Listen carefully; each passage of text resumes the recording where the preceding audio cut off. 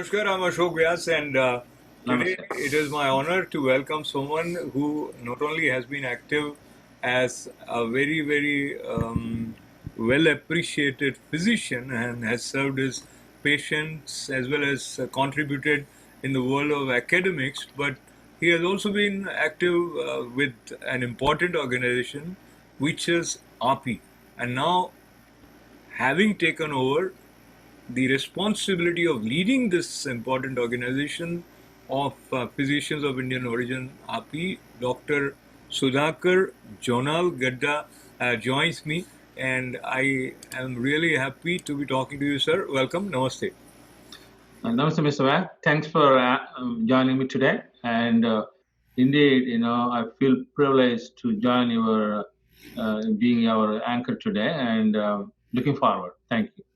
Wonderful. So let me at the outset mention that we feel special affinity with API and especially with all the doctors. When ITU was started, it was the vision of a doctor, and now again we have our chairman, Padma Shri Dr. Sudhir Parikh, who is not only known as an entrepreneur and philanthropist, he is also an active part of API. We'll talk about him down the line, but I want to begin by requesting you to share about your background. What is your specialized field and your journey briefly after coming to America? Uh, I, I born in India, a place called Guntur in Andhra Pradesh. Is a district headquarters actually, in a family of physicians. My father was a professor in a medical college. My mom is a teacher. My brothers are all physicians. Then after that, I went to medical school in Rangaraya Medical College, which is Kakinada, the port city. And after that, I went to West Africa. I worked as a medical officer. Then further, I went to Austria, Vienna. I did my surgical diploma. Then after diploma, I came out to United States and I started my journey here as a research fellow in the Maimonides Medical Center, Brooklyn. Then after that, I went to Pittsburgh, did my internal medicine residency. Further, went to liver fellowship at the University of Miami. Then back to Pittsburgh for liver transplant fellowship. Then went to Georgia, did my gastroenterology fellowship. Then after that, went to Germany, Hamburg, for therapeutic advanced training in endoscopy. When I came to Georgia again and started my practice, my wife is Uma Maheshwari. She's also family medicine, and I have a son. He's in medical school. Wow. Briefly, that's my family, and I'm in practice for the last 25 years in Georgia. And when I started my journey in the Indian Doctor Association, I joined first in the local chapter called Georgia Association of Physicians from Indian Heritage, a local chapter of Georgia. Then I became president of the chapter. Then after that, I became a regional director of National API, American Association of Physicians from Indian Origin, and from there the history started. Okay, then I became the 37th president of API. I just took this month, actually, on 11th of July, and that's my journey started like that into the national API. That is incredible, Dr. Sudhakar. I'm so delighted. Not only you, your wife, looks like your whole family is committed to provide health services. And when we look at the busy schedule most of the physicians have, in order for them to take out time for any organization is difficult until unless you feel that there is some significant contribution which is being made by. So let us talk a little bit about API. What do you see was the main reason why Indian American doctors felt the need? Let us learn a little bit about the history of API from the current president. And once again, I mentioned that it is in the month of July that you have taken over as president. And talking to you in this month makes it even more special.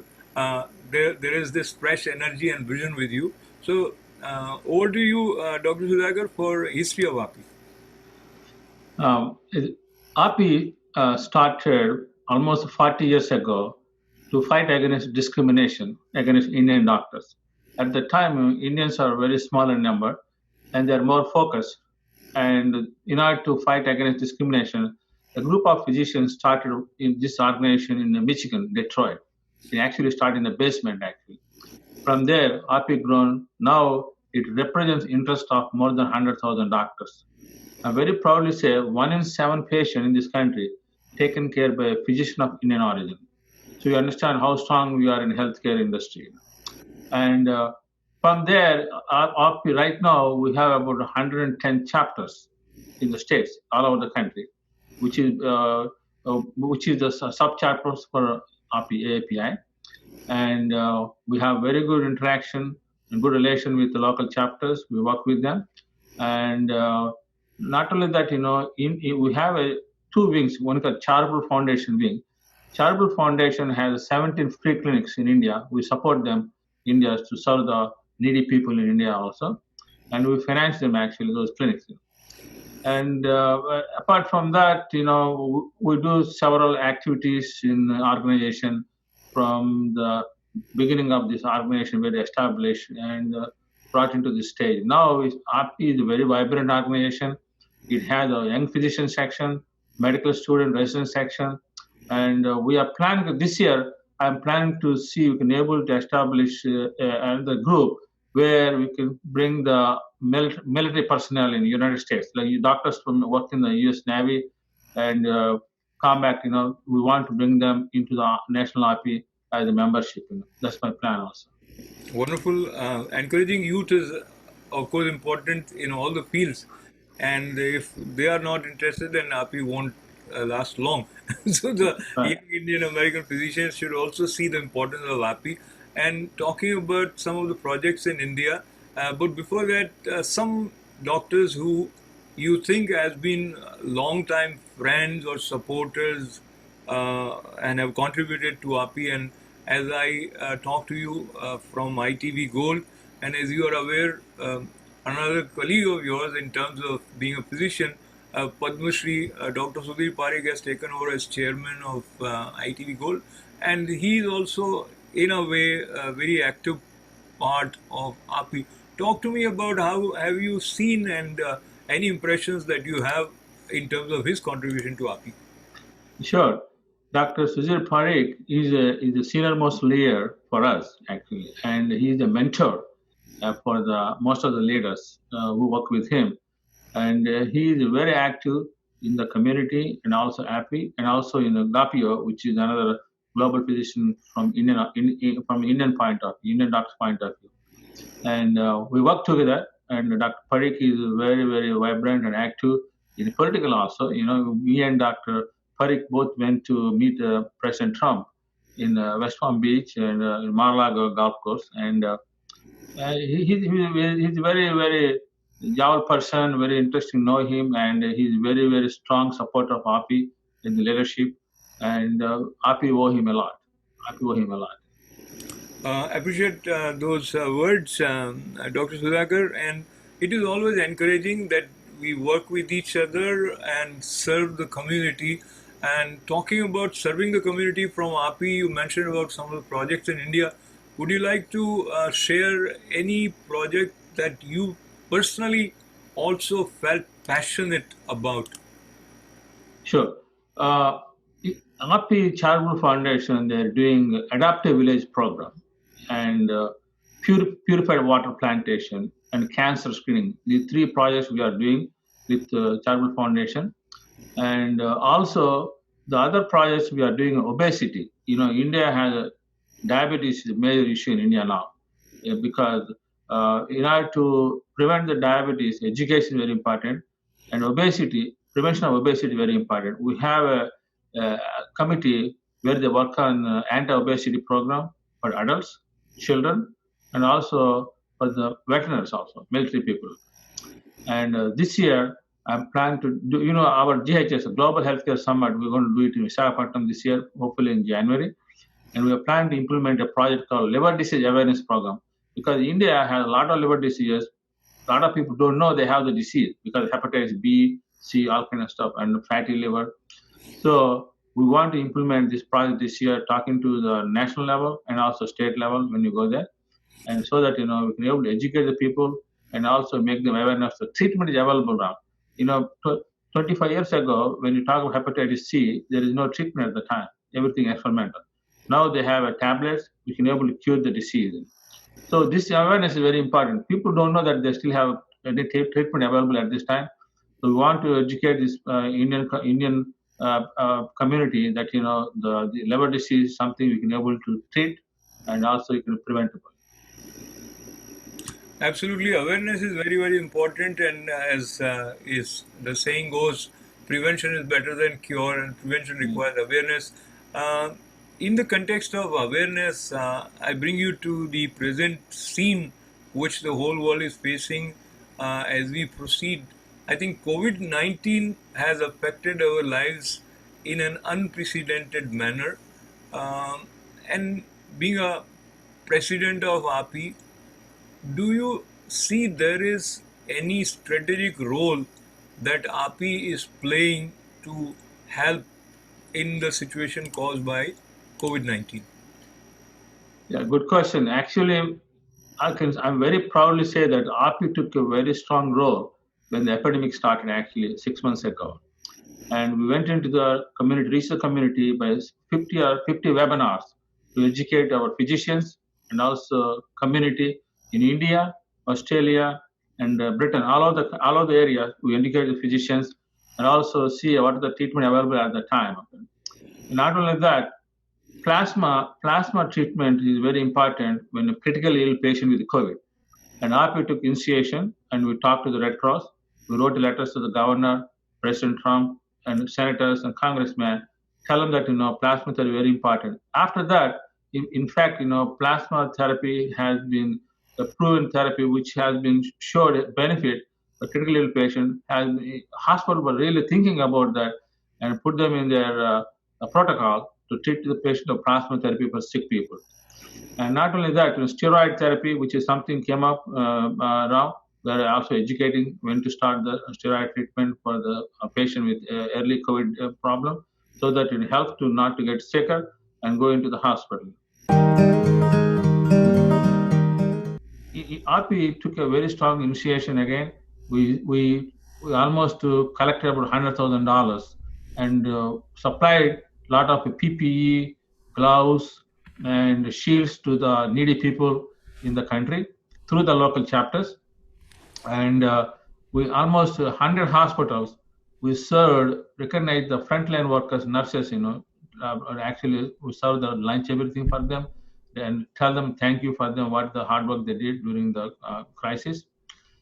These are the active roles we took during the COVID time, and we are determined to help the community, and hopefully we can be able to kill this unseen devil, COVID. Absolutely, this is invisible enemy which is threatening, and the threat is still hovering around us. Talking about your work, or rather RP's work in India, is there any parallel body in India that you work closely with, or do you work most of the time with the government of India or some state governments? How does that operate? Because India being such a large country with varied and diverse needs, and I would assume that RP would, whatever be its resources, would always have some limitations in terms of manpower and resources. So, how it is strategically channelized to make the maximum impact? Well, at this point of time, RP working by themselves, reaching the community leaders, and our role is right now, supporting those charity clinics and implementing the projects what I mentioned to you. And apart from that, I told we are reaching the different part of the states. See which place need a purified water, so that can be given as a donation through the RP donors, and cancer screening, and also the Tata Memorial Trust Fund is also very actively involved with us, and which RP partnered with them to support the community need. And these are things right now. Right now, again, we have our restrictions because we live in the United States. and in serving India is not that easy for us, but we're doing our level best to support the motherland. Absolutely. And if I bring the focus to America, in addition to, of course, serving as physicians, is there anything additional that RP has under his fold, either for new Indian immigrant doctors or for the masses or people in general? For example, the doctors migrated to India from India to here, and RP actually took the initiative for them. They have come with H1 visas or J1 visas, and RP was taking initiative actually to help them to be able to get those visas. But at this point of time, I think still in the preliminary stage because the process is going on at the Senate level and Congress level. Our legislative section chairman, Dr. Sampath Siva, is very active looking into that to help those H1, J1 visa students coming here, starting residencies, and after that, when they're looking for a green card. So those are things. Legislative section, we're looking into that. I'm sure we'll come to because we're talking about 400,000 doctors right now looking for H1 to the green card holder. Right. So it is a process, but I'm sure we can able to help these physicians, and hopefully they will fulfill the target. Absolutely. And as president of RP, Dr. Sudhakar, I'm sure you would be working with many chapters of RP. And some of the chapters, as I personally am aware, that Queens Long Island is also quite a large chapter of RP. How do you see the importance of these different chapters, and as president, is it easy, it is difficult in order to have a cohesive voice of RP and work in coordination with each other so that the efforts are not overlapped and there is maximum efficiency? Yeah, definitely. We have very strong bondage with local chapters, all the chapters what we have. But some chapters were very active, some chapters were mediocre. And, for example, take RPQL. RPQL is a very big chapter for RP. We have very good relation with the current president, Dr. Raj Bhayani. He's used to be our treasurer now, and now he's going to play a big role and during my year as president of RPQL. And take Georgia has a very strong chapter. Illinois has a very strong chapter, and New Jersey has 3 chapters. They're very strong chapters. New Jersey, Dr. Binod Sinha and Dr. Avinash Gupta and Dr. Sanjay Gupta. They're all 3 chapters there, and they're very active. And California has a very good chapter. Michigan has a very good chapter. We have very strong networking with all the chapters, and we communicate with them. And in fact, they play a big role during the pandemic, and they work with the national RP and able to distribute all the PPE for the nursing homes and the physicians and hospitals. If you take the doctors in RPQLI, and with them, we distributed masks to the Flushing Hospital, Robert Wood Johnson Hospital, and Chicago to the Cook County Hospital. They all happen because of the local chapters. There's no way a president can go and distribute all this PPE. This all work with the local chapters, and they are like hand to hand. They're very work together. Yeah. Wonderful. And becoming a president involves a lot of responsibility. You have observed RP for a long time. So I'm sure you had certain ideas in your mind that when I would be discharging this responsibility, I would like to do this or that. So talk to us about Vision 2020 under your presidentship for RP. Yeah, the most important thing, what I plan to do this year, we are initiating a clinical observership program.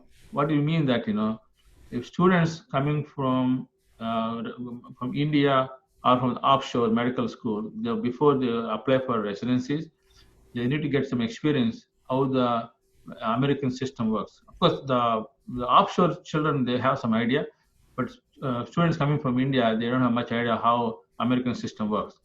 Through this clinical observership program, they could get experience working with the local physician, how to take care of the patient, bedside mannerisms, and how to do the interviews.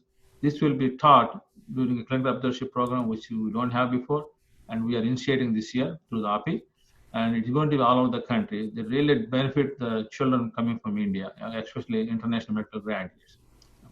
Number two, we are first time we are offering free CME webinars to our membership, API membership, as a membership benefit.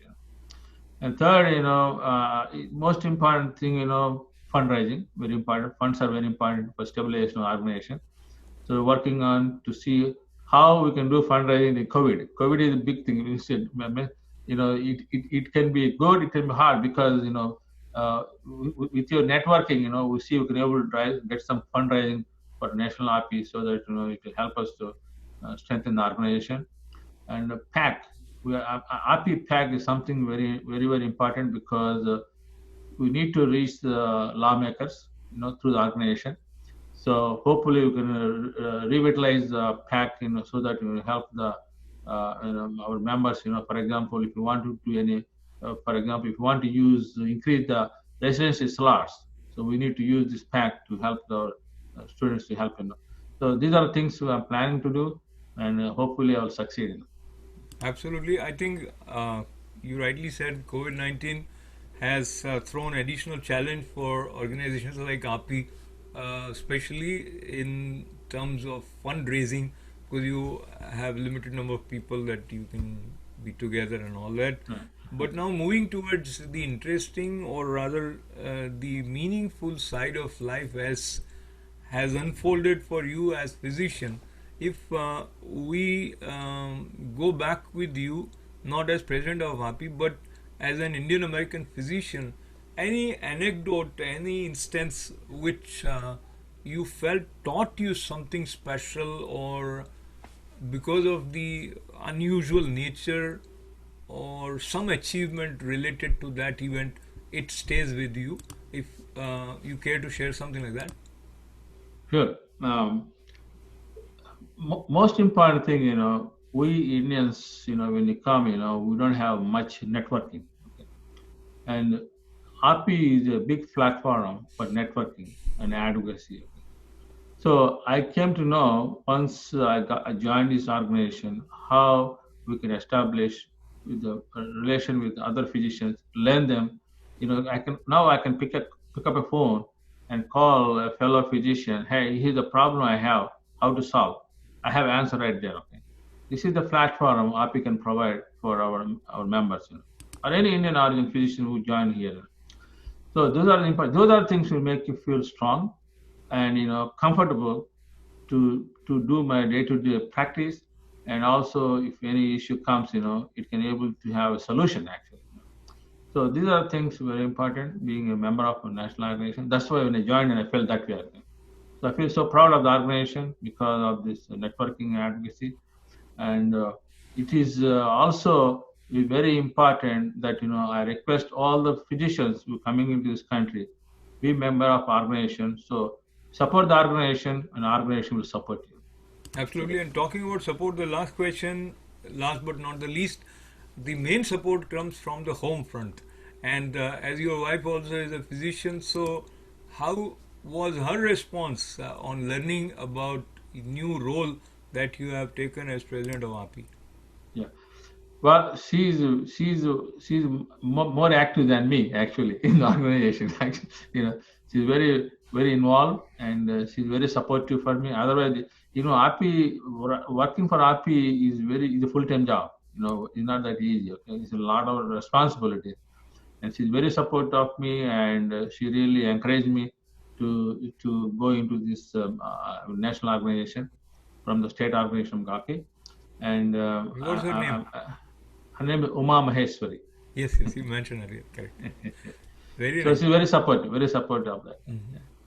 So I'm happy that with the support at home front as well as from the colleagues, the work of API continues to thrive in spite of all the challenges under the leadership of Dr. Sudhakar Jonalagadda now. Thank you very much for joining us, sir. With Thank you. Thanks for having me. Yeah, with lots and lots of good wishes from ITV Gold, our chairman, Padma Shri Dr. Sudhir Parikh, and indeed, on behalf of all of your colleagues here in tri-state area, I extend congratulations as well as good wishes. Thank For you very much. successful tenure. Thanks for having me. Thank you. Talking to me, President of API, Dr. Sudhakar Janardhan, this is Ashok Vyas. Thanks for being with us.